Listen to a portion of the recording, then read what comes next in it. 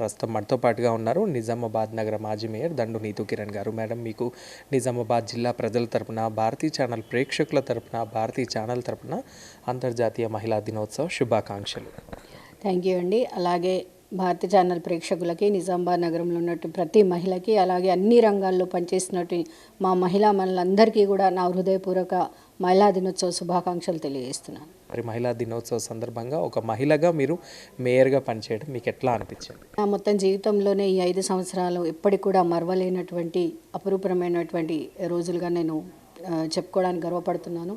ఎందుకంటే నేను కేవలం ఒక తల్లిగా, భార్యగా మాత్రమే ఇంటికి అంకితమై ఉన్న రోజుల్లో, మరి అప్పటికీ 25 సంవత్సరాల నుంచి మా ఇంట్లో రాజకీయం ఉన్నప్పటికీ కూడా 3 సంవత్సరాలు మా అత్తయ్య గారు దండు అనసూయ గారే కార్పొరేటర్గా ఉన్నారు. ఎందుకంటే 3 పిల్లలు ఉన్న వాళ్ళకి అప్పుడు పార్టిసిపేట్ చేసే అవకాశం లేదు కాబట్టి నేను చేయలేదు, మా అత్తయ్య గారు చేశారు 3 సంవత్సరాలు. ఆమె కూడా ఒక మహిళామణిగా చాలా మంచి పేరు సంపాదించుకున్నారు దండు అనసూయ గారు.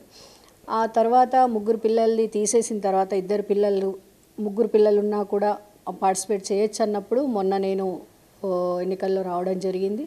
రావడము చక్కగా మేము గెలవడము, అలాగే గౌరవ మాజీ ఎమ్మెల్యే గణేష్ అన్న గారి ఆశీస్సులతో మేము మేయర్గా నాకు ఎన్నుకోవడం అనేది చాలా అదృష్టంగా నేను భావిస్తూ ఉన్నాను. మరి ఆ 5 సంవత్సరాలు కూడా చాలా చక్కగా నాకు ఏ అవకాశం వచ్చినా కూడా ప్రజలకు సేవ చేసే అవకాశం అన్నీ కూడా నేను వినియోగించుకొని 24/7 నేను ఏ విధంగా ఉపయోగపడతానంటే, ఏ విధంగా నేను సేవ చేయగలుగుతాను, ఎక్కడి వరకు నేను వెళ్ళగలుగుతాను, ప్రతి ఒక్కటి కూడా నేను అందిపుచ్చుకొని చేయడం జరిగింది. ఒక మహిళగా లీడ్ చేస్తూ సక్సెస్ఫుల్గా కంప్లీట్ చేయడం మీకు ఎట్లా అనిపించింది? ఏ పదవి తీసుకున్నా కూడా అది ఒక కత్తి మీద సాములాగానే అన్ని విధాలుగా అన్నీ చూసుకుంటూ, ఎందుకంటే మహిళగా అటు పిల్లలను చూసుకునే బాధ్యత, ఇంటిని చూసుకునే బాధ్యత, భర్తను చూసుకునే బాధ్యత, అన్ని బాధ్యతల నుంచి అవన్నీ చూసుకున్న తర్వాతే బయటకు వెళ్ళి మరి సేవ చేయాల్సిన అవసరం ఉంటుంది. కాబట్టి మరి అవన్నీ కూడా చేసుకుంటూనే మళ్ళీ నేను యాజ్ ఏ మేయర్గా ఆఫీస్కి వెళ్ళడము, లేదా నా టీం అంతా, నా సీసీని, పిఏని, మా గన్మెన్స్ని అందరినీ కూడా తీసుకొని అన్ని వార్డ్స్, అప్పుడంటే 50 వార్డ్సే ఉండే, తర్వాత మొన్న 60 వార్డ్స్ అయినాయి. 60 వార్డులు కూడా నేను వీలైనప్పుడల్లా ఖచ్చితంగా, కొన్ని సందర్భాల్లో అయితే ఎన్నోసార్లు మేము మార్నింగ్ 5 o'clockకి కూడా లేచి మొత్తం అంతా కూడా విజిట్ చేయడం. ఎందుకంటే ప్రజలు లేచిన తర్వాత హడావుల్లో కొన్ని మేము చూడలేకపోతాం. ఆ నల్లల విషయం కానివ్వండి, ఇంకేదైనా ఎమర్జెన్సీ అక్కడ క్లీనింగ్ చేయించాలి, మళ్ళీ వాళ్ళు లేచిన తర్వాత వీలు కాదన్న సమయంలో కూడా మార్నింగ్ 5 o'clockకే వెళ్ళి అన్నీ కూడా ఇలాంటి కార్యక్రమాలు చేయించడం జరిగింది. నేను ఎన్నుకోబడ్డ ఒక 15 రోజులకే మరి కోవిడ్ రావడం జరిగింది. ఆ కోవిడ్ మరి అందరికి కూడా తెలుసు, కరోనా సమయం ఎంత భయంకరమైనటువంటి రోజులు అవి. ఆ సమయంలో కూడా 3 వేరియంట్స్ వచ్చినాయి. ఆ 2 సంవత్సరాలలో ఆ 3 వేరియంట్స్తోని నాకు 2 years దినదిన గండంగా ఉన్నప్పటికీ కూడా ఆ సమయంలో కూడా ఏ విధంగా అయితే ప్రజలకు సేవ చేయగలము, అప్పుడు గణేష్ అన్న గారు కూడా ఒక మంచి క్వాలిటీ ఫుడ్ తయారు చేసి పంపించే విషయంలో కూడా మేమంతా కూడా సహకరించి వెహికల్స్లలో పంపించే సమయంలో అందరికీ కూడా ఆ ప్యాకెట్స్ అన్ని ఇవ్వాల్సిన వచ్చే సమయంలో కూడా మేమంతా కలిసి పనిచేయడం జరిగింది. ఆ సమయంలో రెడ్ జోన్స్ ఉన్నప్పటికీ కూడా ఆ రెడ్ జోన్లలో కూడా నేను వెళ్ళి అక్కడ ఉన్నటువంటి పేషెంట్లను పలకరించడము, వాళ్ళకి ఏమైనా కావాలా అని చెప్పేసి అడగడము, ఇవన్నీ కూడా మేము అప్పుడు కరోనా అంతా కూడా వ్యాప్తి చెందొద్దని చెప్పేసి పెద్ద పెద్ద వాటర్ ట్యాంక్స్లలో కెమికల్ నింపుకొని వెళ్ళి కూడా మొత్తం స్ప్రే చేయించడం. ఇది కాలూరు, ఖానాపూర్ ఇవన్నీ కూడా మొత్తం అంతా 60 divisions కూడా తిరిగి నేను ఇవన్నీ కూడా చేయించడం జరిగింది. నిజంగా ఈ 5 yearsలో యాజ్ ఏ మేయర్గా మున్సిపల్ తరఫు నుంచి, కార్పొరేషన్ తరఫు నుంచి ఈ చెత్త ఎత్తడం కానివ్వండి, రోడ్లు వేయడం కానివ్వండి, స్ట్రీట్ లైట్స్ గురించి కానివ్వండి, చెట్లు నాటడం కానివ్వండి, ఇట్లాంటి ఎన్నో కార్యక్రమాలు నేను చేసినప్పటికీ కూడా కరోనా సమయం ఏదైతే ఉందో ఇది లైఫ్లో ఎప్పటికి కూడా మర్చిపోలేని సంఘటన. ఎందుకంటే అదంతా భయంకరమైనటువంటి పరిస్థితులు ఉన్నప్పటికీ కూడా ఎంతో ధైర్యంగా మాస్కులు వేసుకొని ఆ షీట్స్ పెట్టుకొని అయినా కూడా మేము రెడ్ జోన్స్ వరకు కూడా వెళ్ళి ప్రజలకు ఏం కావాలి, అక్కడ సదుపాయాలు అందుతున్నాయా లేవా, అందరు కూడా పని చేస్తున్నారా లేదా అని చెప్పేసి మరి ఆ సమయంలో పనిచేసినటువంటి కార్మికులకు మాత్రం ఎప్పుడు కూడా లైఫ్ లాంగ్ మేమంతా రుణపడి ఉంటాము. ఎందుకంటే అందులో మహిళలు కూడా ఉన్నారు, అది చాలా గొప్ప విషయంగా చెప్పుకోవాలి. ఎందుకంటే ఆ సమయంలో వాళ్ళ ఫ్యామిలీ అంతా వదులుకొని కూడా రోజు చేసే పని వేరు, వాళ్ళు ఎట్లాగూ కార్మికులు అన్న తర్వాత అన్ని కార్యక్రమాలు చేస్తారు వాళ్ళు. కానీ ఆ కరోనా సమయంలో కూడా ఇంట్లో పిల్లలున్న భర్త పిల్లలు అందరూ ఉన్నా కూడా వాటన్నిటిని కూడా విడిచిపెట్టి మళ్ళీ ఇక్కడికి పనికి రావడం అనేది నిజంగా ఆ సమయంలో అసలు వాళ్ళు ఏ విధంగా చేశారు అనేది వాళ్ళని చూసి మాకు ఒక ఇన్స్పిరేషన్గా అనిపించింది. మేము కూడా అరే కార్మికులు వచ్చి చేస్తున్నారు, వాళ్ళని చూసన్నా మనం ఇంకా మనం కూడా వెళ్ళి చేద్దామని చెప్పేసి ఒక ఇన్స్పిరేషన్తో మేము రావడము, వాళ్ళకు మాకు వాళ్ళు ఆ సమయంలో మేము వాళ్ళకు అందరికీ కూడా సన్మానాలు చేయడము, పూలదండలు వేయడము, పూలు చల్లడము, వాళ్ళకు ఉన్న ఎక్కడైతున్నారో అక్కడికి వెళ్ళి వాళ్ళందరికీ కూడా భోజనాలు ఇవ్వడము, ఇవన్నీ కూడా చేయడం అనేది నిజంగా లైఫ్లో ఎప్పుడు కూడా మర్చిపోలేని సంఘటన. ఇలా చేయడానికి ఇంట్లో నా ఫ్యామిలీ నాకు బాగా ఫుల్ సపోర్ట్ చేసింది. అలాగే నా స్నేహితులు వాళ్ళందరూ కూడా ఇచ్చిన సలహాలు, మా ఇంట్లో నా భర్త దండి చంద్రశేఖర్ గారు కూడా చాలా సీనియర్ కాబట్టి ఆయన ఇచ్చిన సలహాలు, వీళ్ళందరూ కూడా అన్ని సలహాలతోని అన్నిటిని తీసుకుంటూ ఒక పాజిటివ్ నేచర్తోని, ఎందుకంటే నేను ఎప్పుడు కూడా చాలా కూల్గా ఉంటాను, ఎక్కువ అగ్రెసివ్గా వెళ్ళను నేను ఎక్కడన్నా. ఎందుకంటే ఆ 5 ఇయర్స్లో కొన్ని సమస్యలు కూడా ఎదుర్కోవడం జరిగింది. ఆ సమస్యలు కూడా ఎదుర్కోవడానికి అక్కడ ఉన్నటువంటి కొన్ని మనకు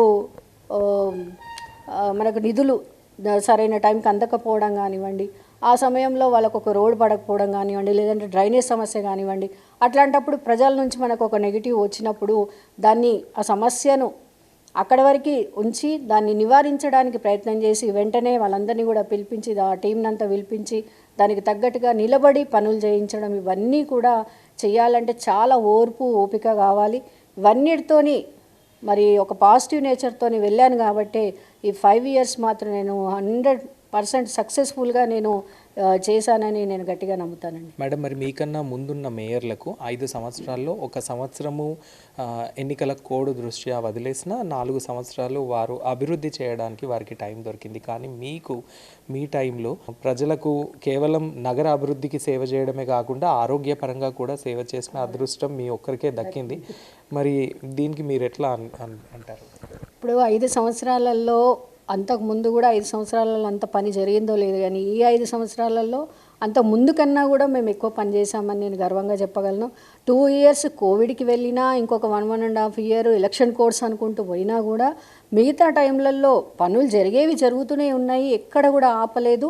అందరి సపోర్ట్తోనే, అటు ఎమ్మెల్యే గారి సపోర్ట్ కానివ్వండి, మా కార్పొరేటర్ సపోర్ట్ కానివ్వండి, మా డివిజన్ ప్రజలు ఇంట్లో ఉన్నట్టు వాళ్ళందరి సపోర్ట్తోని మేము ముందుకెళ్ళడం జరిగింది. అదే ఒకవేళ ఈ కోవిడ్ లేకుండా ఎలక్షన్ కోడ్స్ అనేవి కూడా చాలా తక్కువగా ఉండుంటే ఇంకా చాలా, ఎందుకంటే ఈ 5 ఇయర్స్లో మేము దాదాపు ఏం లేదన్నా 400 కోట్లతోని మేము పనులు చేయడం అనేది చాలా గొప్ప విషయం అండి అది. ఎందుకంటే అటు కరోనా ఉన్నప్పటికీ ఆ 2 ఇయర్స్ అంతా కూడా ప్రజల ఆరోగ్యం కోసమే ప్రయత్నించడము, వాళ్ళంతా కూడా బతికి బట్టగట్టాలి. అప్పుడు బ్రతకడం అనేది శ్వాసకు సంబంధించిన విషయం కాబట్టి బతికి బట్టగట్టడం అనేది చాలా గొప్ప విషయం కాబట్టి అంత సమస్య ఉన్నప్పటికీ అన్నీ ఉన్నప్పటికీ కూడా మేము సక్సెస్ఫుల్గా ఇవన్నీ దాటుకొని మరి ఇంతవరకు ఇప్పుడు చూస్తున్నారు ప్రజలందరూ కూడా నిజామాబాద్లో ఆ స్ట్రీట్ లైట్స్ అయినా, సెంటర్ మీడియన్స్ అయినా, స్ట్రిప్ లైట్స్ అయినా కూడా, పెద్ద పెద్ద స్ట్రాంగ్ వాటర్ డ్రైన్స్ అయినా, పెద్ద పెద్ద రోడ్స్ అయినా, లింక్ రోడ్స్, ఐడిఓసి ఇనాగ్రేషన్స్, అలాగే మన ట్యాంక్ బండ్ ఇనాగ్రేషన్స్,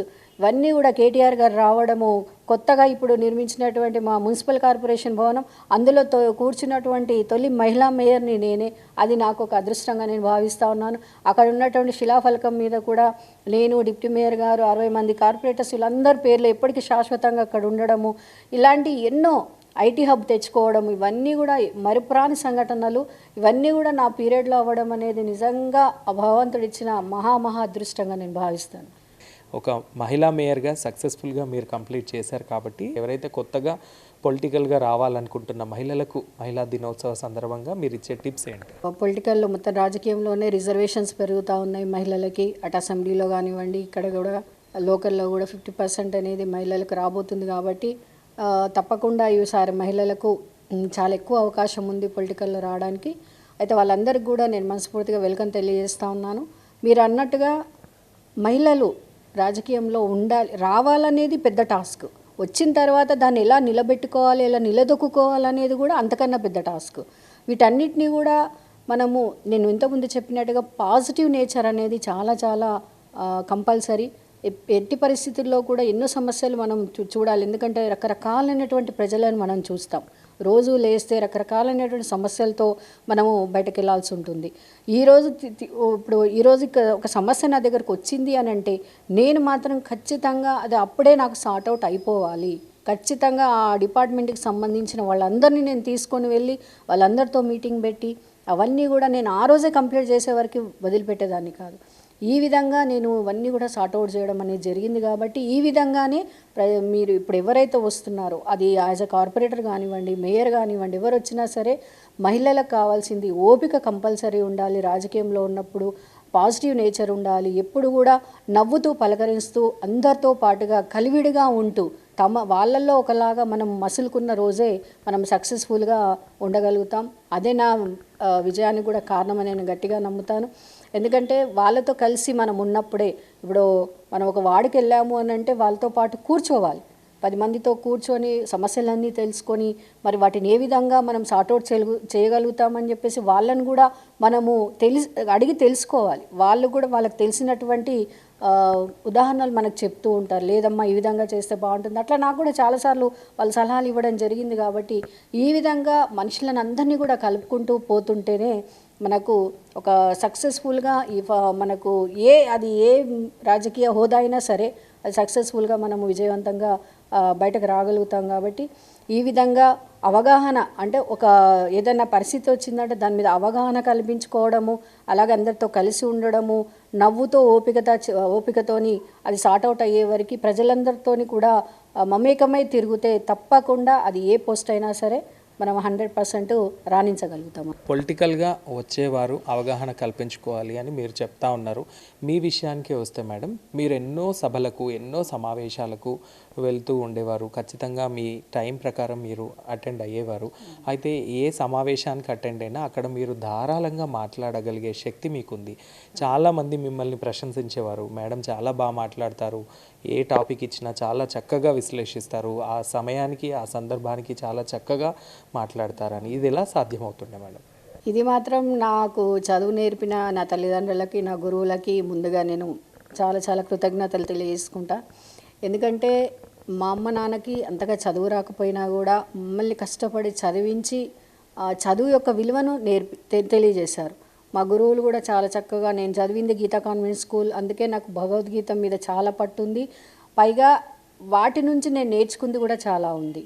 అప్పుడు ఏదైతే నేను చదువుకున్నానో, నేను స్కూల్లో ఉన్నప్పటి నుంచి కూడా ప్రతి కార్యక్రమాలలో పాల్గొనడము, ధారాళంగా అప్పటి నుంచి కూడా మాట్లాడడం, శ్లోకాలు చదవడము, స్టేజ్ మీద ఏదైనా కార్యక్రమం ఉందంటే స్కూల్లో ఆ కార్యక్రమం విజయవంతం అవ్వాలంటే అక్కడ నా ప్రజెన్స్ కంపల్సరీ ఉండాల్సిందే. నీతూ ఉంటేనే ఆ ప్రోగ్రామ్కి బాగా మాట్లాడతారని అప్పటి నుంచి యాంకరింగ్ చేయడము, మాట్లాడడం, ఇవన్నీ కూడా నాకు చిన్నప్పటి నుంచి కూడా అలవాటే. అవన్నీ కూడా చేస్తూ నేను కాలేజీలో కూడా అలాంటి పర్ఫార్మెన్స్ నేను చాలా చేశాను. ఈవెన్ బీఎస్సీలో మాత్రం ఇవంతా కొంచెం తగ్గినాయి. అప్పుడు చదువు మీద ఎక్కువ ఫోకస్ ఉండింది. కానీ చిన్నగా ఉన్నప్పటి నుంచి ఏదైతే నేను చదువుకున్నానో, ఏదైతే నాలో ఉన్నటువంటి ఆ టాలెంట్ ఏదైతే ఉందో అది ఇక నా పెళ్ళి తర్వాత అదంతా కూడా పక్కన పెట్టేయడం జరిగింది. కాకపోతే నేను ఎప్పుడు కూడా ఫాలోఅప్ చేస్తూ ఉంటాను. అది ఏ టాపిక్ అయినా సరే, అది ఏ క్వశ్చన్ నా మైండ్లో వచ్చింది అని అంటే తప్పకుండా అది యూట్యూబ్లో కానివ్వండి, లేదంటే గూగుల్లో కానివ్వండి సెర్చ్ చేసుకోవడం, తెలుసుకోవడం అనేది నాకు చిన్నప్పటి నుంచి హాబీయే. అది మాత్రం నేను ఎప్పుడు కూడా విడవలేదు. నా పిల్లలకు కూడా నేను చదువు చెప్తూనే వచ్చాను. కాబట్టి చిన్న ఉన్నప్పుడు అంతా కూడా ఏ ట్యూషన్స్కి నేను పంపలేదు. పిల్లలందరూ కూడా నేనే ఇంట్లో ఉండి చదివించాను అప్ టు 10th తర్వాత ఇంకా అది పెద్ద చదువులు కాబట్టి వాళ్ళంతా హైదరాబాద్ వెళ్ళిపోవాల్సి వచ్చింది. ఇదంతా కూడా అప్పటి నుంచి చదువుతూ ఎక్కడ కూడా బ్రేక్ ఇవ్వకుండా ప్రతి ఒక్క అంశాన్ని నేను అవగాహన ఎందుకో చెప్పాను ఇంతకుముందు అని అంటే, అట్లా ప్రతి అంశం మీద ప్రతి వాళ్ళకి అవగాహన అనేది ఉండాలి. రేపు ఇంకేదన్నా రావచ్చు మనకి, ఏదన్నా ఇప్పుడు సొసైటీలో చాలా అంశాలు ప్రతిరోజు సంఘటనలు జరుగుతూ ఉంటాయి.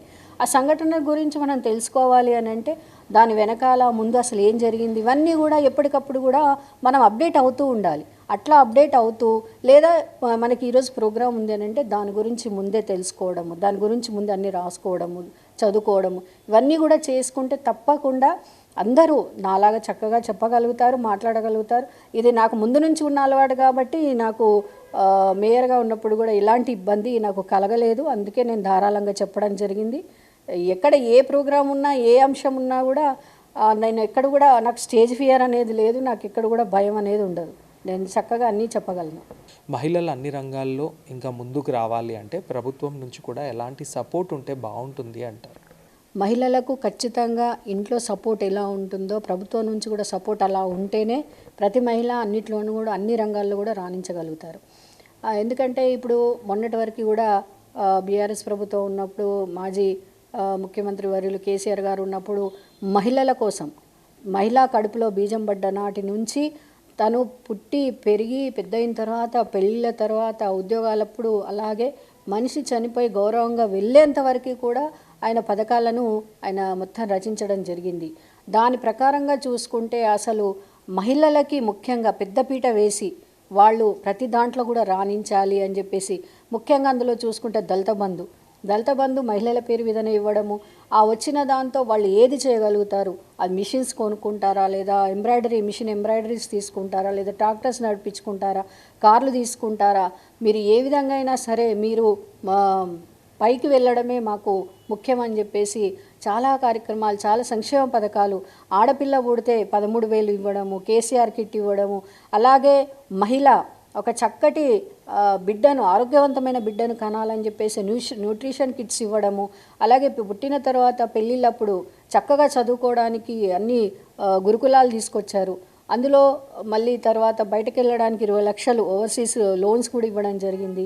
తర్వాత పెళ్ళిళ్ళప్పుడు మా ఆడపిల్లకి కంపల్సరీ కళ్యాణ లక్ష్మి కింద 1,116 రూపాయలు ఇవ్వడము, ఆ తర్వాత కూడా ఉద్యోగాలకు సబ్సిడీలలో వ్యాపారాలు చేశాలన్న మహిళలకి, డ్వాక్రా మహిళలకు ఏది కావాలంటే వాళ్ళకి సబ్సిడీలలో వాళ్ళకి లోన్స్ ఇవ్వడము, ఈ విధంగా ఎక్కడ చూసినా కూడా మహిళలకు ఒక పెద్ద పీట వేసింది ప్రభుత్వం. మరి ఇప్పుడున్న ప్రభుత్వం కూడా చూసుకుంటే మరి మహిళలకు ఏవో చేస్తామని చెప్పారు కానీ ఏది కూడా సక్సెస్ఫుల్ అవ్వలేదు. మరి మహిళలకు అనవసరంగా బస్సు ప్రయాణాలు ఉచిత బస్సు ప్రయాణం అని పెట్టారు కానీ అందులో పోట్లాడుకోవడం తప్పితే సంతృప్తిగా వెళ్ళిన వాళ్ళు లేరు, ఏమీ లేదు. ఉద్యోగస్తులైనా అప్పుడు టికెట్ ఉన్నప్పుడైనా కూడా మంచిగా టికెట్ తీసుకొని కూర్చొని వెళ్ళేవాళ్ళు. ఇప్పుడు ఉచితం అనేసరికంటే అసలు పని ఉన్నా లేకపోయినా అనవసరంగా ఎక్కడం వెళ్ళడం రావడం తప్పితే, అనవసరంగా కొట్లాడుకోవడం తప్పితే ఇంకా దానివల్ల ఏ ప్రయోజనం కూడా లేదు. పైగా పురుషుల మీద కూడా చాలా అది ఎఫెక్ట్ పడింది. ఎందుకంటే వాళ్ళకి పాపం బస్సులు దొరకక ఆఫీస్ వరకు వెళ్ళాలంటే కూడా వాళ్ళకి నానా తిప్పలు పడుతూ ఆఫీసులకు వెళ్ళే వాళ్ళ ఇంటర్వ్యూలు చూస్తుంటే కూడా చాలా బాధ అనిపించింది. ఈ విధంగా ఇటు ఆర్టీసీ వ్యవస్థను కూడా దెబ్బతీయడం ఉన్నట్టు అయిపోయింది. పైగా ముందున్నంత బస్సులు కూడా తీసేసి తక్కువ బస్సులు చేసేశారు. మరి దాన్ని పెంచాల్సింది పోయి మళ్ళీ తక్కువ చేసేసి మళ్ళీ మహిళలకు లేని అనవసరమైనటువంటి అదొక న్యూసెన్స్ పథకం తప్పితే దానివల్ల లాభపడింది ఏమీ లేదు. మరి ఈ విధంగా చూసుకుంటూ పోతే అసలు ముందు ఏవైతే పాతవి ఏవైతే ఉన్నాయో అవే కంటిన్యూ చేస్తున్నారు తప్పితే కొత్తగా మహిళలకు ఏం చేసింది లేదు. కాబట్టి ఇప్పటికైనా కూడా ఇప్పుడు ఉన్నటువంటి ప్రభుత్వం మహిళలను దృష్టిలో పెట్టుకొని మంచి పథకాలు, ఇప్పుడు గత ప్రభుత్వం ఏ విధంగా అయితే ఇచ్చిందో అంతకు మించిన మంచి పథకాలు ఇంకా ఎన్నో మనం చేయొచ్చు. అలాంటి పథకాలు ఇస్తే మహిళ తప్పకుండా వాటిని అందిపుచ్చుకొని మరి ఇంకా రాబోయే రోజుల్లో తను ఇంకా చక్కటి కార్యక్రమాలు తీసుకుంటూ పోతే మహిళా లోకానికి మనం ఏదైతే చెప్పుకుంటామో ఎప్పటికైనా మహిళా లోకం విస్తరించాలి, మహిళా సాధికారతను సాధించాలి ఏదైతే చెప్తామో తప్పకుండా ఇప్పటివరకే సాధిస్తూనే ఉంది ఎన్నో రంగాలలో. ఎక్కడ అసలు ఆర్మీ అంటేనే ముందు మహిళలు పోకపోయేవాళ్ళు, అలాంటిది ఇప్పుడు ఆర్మీలు ఎక్కడ చూసినా కూడా మహిళలే, రక్షణ వ్యవస్థలో కూడా మహిళలు ఉండడం అనేది నిజంగా చాలా అదృష్టం. ఇప్పుడు మనందరూ కూడా చూస్తూ ఉన్నాం టీవీల్లో సునీత విలియమ్స్ ఇప్పుడు అంతరిక్షంలో ఇప్పుడు ఎన్ని నెలల నుంచి తను అక్కడే ఉన్నారు. టెస్ట్కి అని చెప్పేసి వెళ్ళారు, చూడ్డానికని వెళ్ళారు, అక్కడే ఇరుక్కుపోయారు. కానీ అక్కడి నుంచి ధైర్యంగా తను మెసేజ్లు పంపిస్తుంటే చాలా అసలు ఆమెను ఒక ఐకానిక్గా మనం తీసుకోవచ్చు. ఎందుకంటే తను కాలు కింద పెట్టలేని పరిస్థితి, అక్కడ గాల్లోనే ఉంటుంది. ఇప్పుడు తను కిందికి దిగినా కూడా ఒకవేళ భూమి మీదకి వచ్చినా కూడా నడవలేని పరిస్థితి. ఆమె చాలా కొన్ని నెలల వరకు ఆమె నడవలేదు.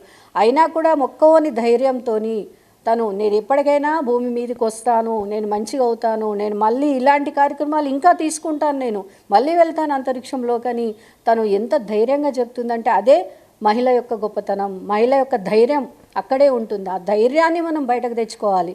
మనలో ఉన్నటువంటి ఏదైతే ఆత్మస్థైర్యం ఉందో ఆత్మస్థైర్యాన్ని, ఆ ధైర్యాన్ని మనము తీసుకొని దాన్ని ముందుకు తీసుకెళ్తే దానికి తోడు కుటుంబం కూడా మనకు అండదండగా ఉండాలి. అలాగే ప్రభుత్వం ఇచ్చే పథకాలతోని కూడా తనలో ఉన్నటువంటి ధైర్యాన్ని నింపుకొని మరి ముందుకెళ్తుంది. కాబట్టి మహిళలను దృష్టిలో పెట్టుకొని ఇప్పుడు ప్రభుత్వం ఇంకా చక్కటి కార్యక్రమాలు చేయాలని చెప్పేసి నేను విజ్ఞప్తి చేస్తాను. మహిళా దినోత్సవ సందర్భంగా నిజామాబాద్ జిల్లా మరియు నగర ప్రజలకు, ముఖ్యంగా మహిళలకు మీరు ఇచ్చే సందేశం ఏంటి? ఈసారి 2025 మహిళా దినోత్సవ థీమ్ ఏముందంటే యాక్సిలరేట్ ఏ మూమెంట్, అంటే చర్యను వేగవంతం చేయండి అనేది ఈసారి థీమ్గా ప్రకటించడం జరిగింది. ఎందుకు చర్యను వేగవంతం చేయడము అని అంటే గత 2 సంవత్సరాలు అంటే 2 మహిళా దినోత్సవాలు అప్పటి నుంచి కూడా లింగ సమానత్వం మీద పోరాటం జరుగుతూ ఉంది. ఎందుకంటే ఎక్కడ ఏ డిపార్ట్మెంట్లో చేసుకున్నా కూడా, ఎక్కడ ఉన్నా కూడా మహిళలను కొంచెం తక్కువగా, పురుషులను కొద్దిగా ఎక్కువగా అనేది ఒక లింగ సమానత్వంలో మన దగ్గర తేడా ఉంది. కాబట్టి వేరే దేశాల కన్నా మన భారతదేశంలో ఈ జెండర్ ఈక్వాలిటీ అనేది కొంచెం అబ్నార్మల్గా ఉంది. కాబట్టి దీన్ని నార్మల్ చేయడానికి, దీని ఈక్వాలిటీ పెంచడానికి పోరాటం అనేది జరుగుతుంది. కాబట్టి ఇది ఈసారి ఈ చర్యను వేగవంతం చేయండి అనే ఒక థీమ్తోని ఈసారి మనకు ఇవ్వడం జరిగింది. దాని ప్రకారంగా నేను మహిళలందరూ కూడా చెప్తుంది ఒకటే, ఎక్కడ మనం వర్క్ చేసినా కూడా, ఏ డిపార్ట్మెంట్లో ఉన్నా కూడా, ఏ సెక్షన్లో ఉన్నా కూడా మనం ఎవరికన్నా తక్కువ కాదు. ఆత్మన్యూన్యత భావాన్ని మనము మనసులో నుంచి తీసివేయాలి. అక్కడ ఏ వర్క్ ఉన్నా సరే మేము కూడా చేయగలుగుతాం. మనలో ఉన్నటువంటి కరేజ్, ఆ ధైర్యం, ఆ శక్తి ఏదైతే ఉందో ఆ శక్తితో, ఆ ధైర్యంతో మన మీద మనం నమ్మకాన్ని ఉంచుకొని మనం పని చేయగలిగితే తప్పకుండా ఇది జెండర్ ఈక్వాలిటీ అని తప్పకుండా ఎప్పటికైనా మనం సాధించగలుగుతాము. దీనికి అందరి హెల్ప్ కావాలి. అంటే మహిళలు ఎక్కడైతే ఉంటారో వాళ్ళు సహకరించుకోవాలి. ప్రతి ఒక్కరు ఒక టీం లాగా ఏర్పాటు చేసుకొని మనం పని చేస్తే ఆ పని 100% సక్సెస్ఫుల్ అవుతుంది. కాబట్టి ఈ విధంగా మనలో ఉన్నటువంటి ఏదైతే ధైర్యం ఉందో ఆ ధైర్యాన్ని ముందుకు తీసుకురావాలి. నేను చెప్పినట్టుగా పాజిటివ్ నేచర్ని తప్పకుండా మనలో ఎప్పుడు కూడా మనసులో పెట్టుకోవాలి. అలాగే పక్కనున్న వాళ్ళు ఎన్నో కామెంట్స్ చేస్తూ ఉంటారు, ఎన్నో చెప్తూ ఉంటారు. అవన్నిటినీ కూడా మన మీదకి వచ్చేటువంటి ఏ నెగిటివ్ ఉంటుందో ఆ నెగిటివ్ని మన పాదం కింద తొక్కిపెట్టి అదే తొలిమెట్టుగా మనము పైకెక్కగలిగితే 100% మనము పైకే వెళ్తాం తప్పితే మన కిందికి వచ్చే అవకాశమే ఉండదు. ఎవరో ఏమో అన్నారన్న అటువంటి మాటల్ని ఎవరు కూడా పట్టించుకోకూడదు. కాబట్టి మరి ఇవన్నీ కూడా దృష్టిలో పెట్టుకొని చక్కగా చదువుకోవాలి, ఒక అవగాహన కల్పించుకోవాలి, మన స్థైర్యాన్ని పెంచుకోవాలి, మనలో ఉన్నటువంటి నమ్మకాన్ని ఒడిసి పట్టుకోవాలి. అలాగే పాజిటివ్ నేచర్ ఉండాలి. ఇలాంటివన్నీ కూడా మనలో ఉంటే తప్పకుండా మనం అన్ని సాధించగలుగుతాం. వీటన్నిటికీ మించి మహిళకు కావాల్సింది ఆరోగ్యం. తన ఆరోగ్యాన్ని తను కాపాడుకుంటూ మనందరికి కూడా తెలుసు, ఒక మహిళ చదువుకున్న, ఒక మహిళ ఆరోగ్యవంతంగా ఉన్నా కూడా సొసైటీ మొత్తం కూడా చదువుకున్నట్టే, సొసైటీ మొత్తం కూడా సమాజం అంతా కూడా ఆరోగ్యవంతంగా ఉన్నట్టే, తన ఫ్యామిలీ కూడా ఆరోగ్యవంతంగా ఉన్నట్టే. కాబట్టి మన ఆరోగ్యాన్ని మనం కాపాడుకుంటూ ఇవన్నీ క్వాలిటీస్తోని మనం ముందుకెళ్తే మన జీవితంలో ఎప్పటికైనా మనం సక్సెస్ సాధించగలుగుతాం. ఒక పెద్ద ఎత్తులో మనం ఉండగలుగుతాం. కాబట్టి నేను మహిళలందరికీ కూడా ఈసారి మహిళా దినోత్సవానికి ఈ విధంగా తెలియజేస్తూ మరొక్కసారి మహిళలందరికీ కూడా, మా మహిళా సోదరులందరికీ కూడా మహిళా దినోత్సవ శుభాకాంక్షలు తెలియజేస్తున్నాను. మహిళా దినోత్సవ సందర్భంగా చాలా చక్కటి సందేశాన్ని అందించినందుకు ప్రత్యేకంగా ధన్యవాదాలు మేడం. మీ విలువైన సమయాన్ని కేటాయించి ఈరోజు చాలా చక్కటి విషయాలు తెలియజేసినందుకు నిజామాబాద్ జిల్లా ప్రజల తరపున, భారతీ ఛానల్ తరపున ప్రత్యేకంగా ధన్యవాదాలు. మీకు మరి ఒకసారి భారతీ ఛానల్ తరపున, ప్రేక్షకుల తరపున, నిజామాబాద్ జిల్లా ప్రజలందరి తరపున, ముఖ్యంగా మహిళల తరపున మరి ఒకసారి అంతర్జాతీయ మహిళా దినోత్సవ శుభాకాంక్షలు. Thank you ma'am. Thank you. మహిళలందరికీ భారతీ ఛానల్ తరపున మహిళా దినోత్సవ శుభాకాంక్షలు. కెమెరా పర్సన్ ఉదయ్తో ఫనీ, భారతీ ఛానల్, నిజామాబాద్.